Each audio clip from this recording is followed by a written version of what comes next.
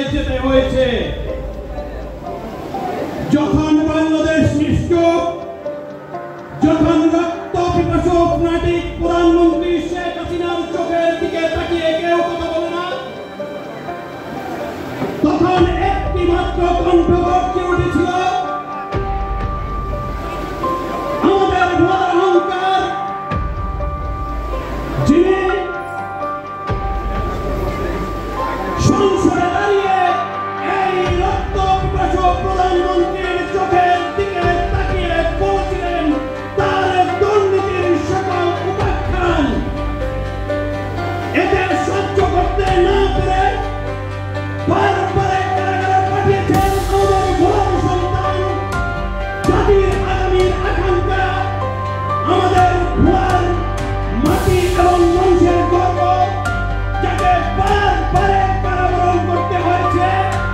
আমাদের প্রিয় আন্দোলন রহমান বাস্তবায়নে আজকের এই দিনে ছাত্র জনতার আন্দোলনে মুক্ত করে এনেছেন আজকের আপনারা।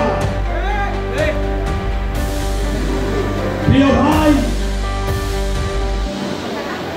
আজকে আমরা যে সূচনা মুহূর্তে এখানে এসে উপস্থিত হয়েছি, আপনারা জানেন আমাদের ভোলা দূরের কথা, বরিশাল বিভাগে কোন নেতার জন্ম হয়নি।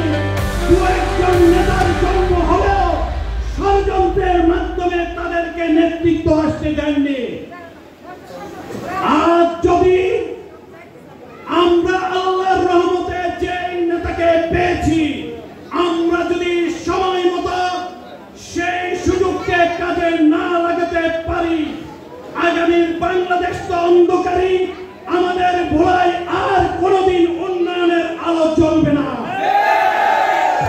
আমি একটি কথা বলে দেই, আপনারা দেখেন চট্টগ্রামের কতজন উপদেষ্টা, আপনারা দেখেন লক্ষ্মীপুরের কতজন উপদেষ্টা, আপনারা দেখেন খুলনা বিভাগের কতজন উপদেষ্টা, রাজশাহী বিভাগের কতজন উপদেষ্টা, কুমিল্লার কতজন উপদেষ্টা, কিন্তু আমাদের দুর্ভাগ্যের বিষয় হলো বরিশাল বিভাগে কোনো উপদেষ্টা নাই, কোনো নেতা নাই।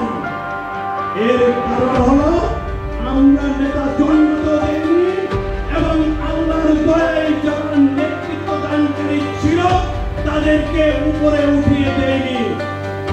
আজ আপনাদের কাছে আমার আবেদন, শুধু বিজেপি নয়, অন্য কোন দল নয়, দলমত নির্বিশেষে বিজেপির এই চেয়ারম্যান আল্লাহর রহমতে আমরা যাকে পেয়েছি, একে ঢাকার মাটিতে প্রতিষ্ঠিত করা। আপনারা জানেন একজন এমপি কতটুকু করতে পারে।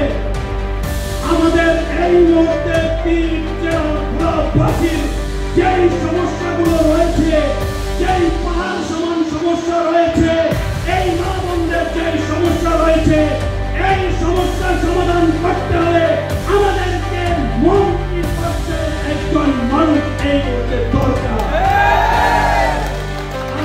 এই মন্ত্রী হতে হলে পুরো বরিশাল বিভাগেই একজন রয়েছে, তিনি হলেন আমাদের প্রিয় অভিভাবক আন্দোলন রহমান পার্থ। আরে ভাই, একটা ব্রিজের জন্য সংসদে গলা ফাটিয়ে চিল্লাচিল্লি করতে হয়, সেখানে মেডিকেল কলেজ কিভাবে করবেন, বিশ্ববিদ্যালয় কিভাবে করবেন, বড় বরিশাল ব্রিজ কিভাবে করবেন যদি আন্দোলন রহমান পার্থ মন্ত্রী না হয়? আন্দোলন রহমান পার্থকে মন্ত্রী করলেই আপনাদের সকল সমস্যার সমাধান হবে।